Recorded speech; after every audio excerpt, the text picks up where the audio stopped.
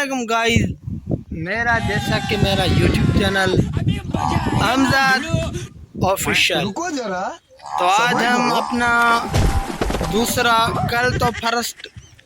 कल first video रखा था, आज दूसरा वीडियो रखते हैं।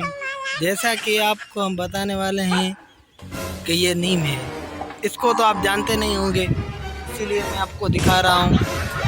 और ये जो बंधी हुई है ये हमारी गाय है, इसको भी आप जानते नहीं होंगे, आपको डिटेल से बता रहा हूँ।